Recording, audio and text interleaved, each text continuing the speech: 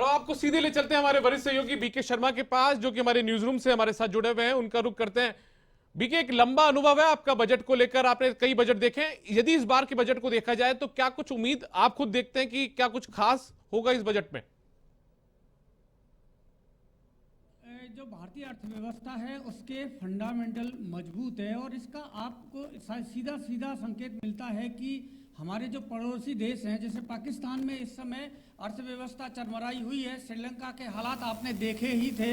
तो इस तरह से तमाम जो दूसरे देश हैं इस समय काफ़ी मुश्किलों का सामना कर रहे हैं इस समय आर्थिक मोर्चे पर, लेकिन भारतीय अर्थव्यवस्था आज भी मजबूत है। और जब आप 2008 और 9 में जिस तरह अमेरिका की इकोनॉमी ढेर हुई थी उस समय, तब भी भारतीय अर्थव्यवस्था मजबूत रही। और इसका एक सबसे बड़ा कारण है कि हमारे जो पारंपरिक बचत की एक तरीका है और यहाँ पीढ़ियों के लिए बचत की जाती है।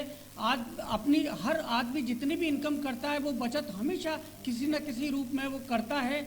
सोना, चांदी, गहने, जमीन कहीं ना कहीं उसे बचाता है। वो खुद ही उपयोग नहीं करता लेकिन अगली पीढ़ियों के लिए उपयोग करता है। तो ये हमारी जो अर्थव्यवस्था है उसकी मजबूती का एक आधार है। तो अभी अर्थव्यवस्था की ये आर्थिक बातें हैं और जिस तरह से लगाए गए हैं ये जीडीपी रहेगी 8% के आसपास और अगले साल जरूर 6.8 जीडीपी का अनुमान लगाया गया है।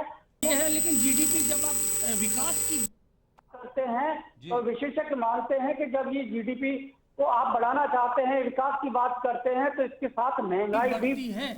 इसको इस तरह से नहीं लिया जा सकता कि महंगाई अगर आपको कम करनी है लेकिन उसके साथ साथ विकास भी करना है।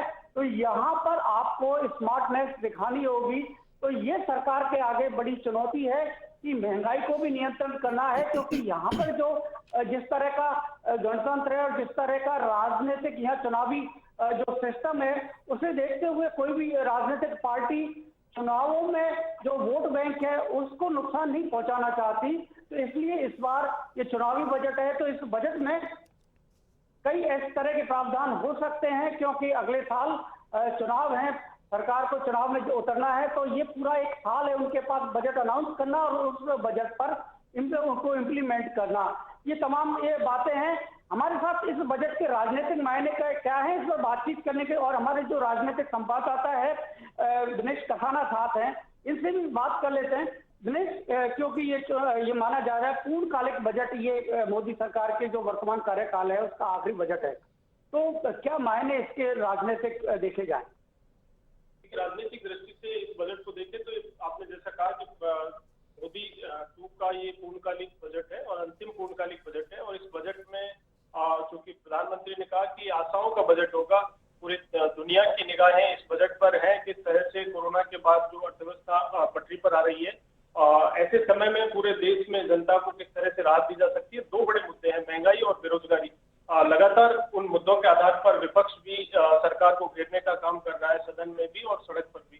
तो इन दोनों मुद्दों पर सरकार की मुख्य रूप से इस बजट में निगाहें रहेंगी, किस तरह से बेरोजगारी, चूंकि 45 साल की सर्वाधिक बेरोजगारी दर है आज देश में है, लोगों को किस तरह से इंफ्रास्ट्रक्चर मजबूत किया जाए, क्योंकि सरकारी नौकरियां इतने बड़े लेवल पर देना संभव नहीं है। तो प्राइवेट इंफ्रास्ट्रक्चर को किया जाए, रोजगार पर शिक्षा दी जाए, एजुकेशन की बात की जाए। इसके अलावा महंगाई एंकर है ना दीपक जी, और ऐसे समय में जब महंगाई बढ़ती है तो उसका जन की किस तरह से आय में वृद्धि की जा सकती है, इस दिशा में सरकार मुख्य रूप से फोकस करेगी। और राजनीतिक अगर दृष्टि से इसका महत्व देखें बजट का, तो चूंकि इसी वर्ष 2023 में 9 राज्यों में चुनाव है, राजस्थान भी उसमें से एक है। 9 राज्यों में चुनाव है, उसमें राजस्थान है, मध्य प्रदेश है, छत्तीसगढ़ है, त्रिपुरा है, मेघालय है, बहुत सारे 9 राज्य उनमें चुनाव होने हैं। तो चुनावी दृष्टि से भी ये काफी महत्वपूर्ण बजट होगा।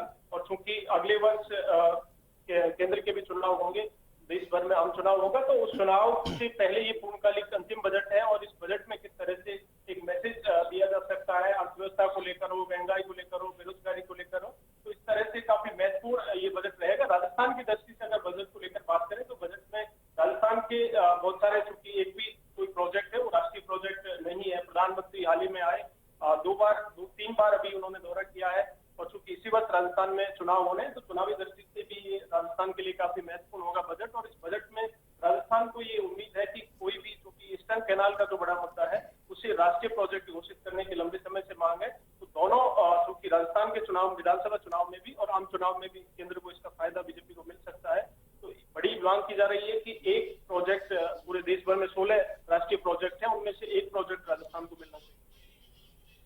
तो ये बजट चुनावी बजट है और इसमें के मायने भी हैं और इसमें खास तौर से जो बेरोजगारी है इसके ऊपर कोई बड़े प्रावधान हो सकते हैं, क्योंकि चुनावी बजट है तो बेरोजगारी की जो समस्या है और महंगाई जिसको विपक्ष मुद्दा बनाती रही है। हालांकि जिस तरह से जब बीजेपी विपक्ष में थी और जिस तरह से उन्होंने महंगाई को मुद्दा बनाया, शायद बीके आपको मैं यहाँ पर रोकना चाहूंगा।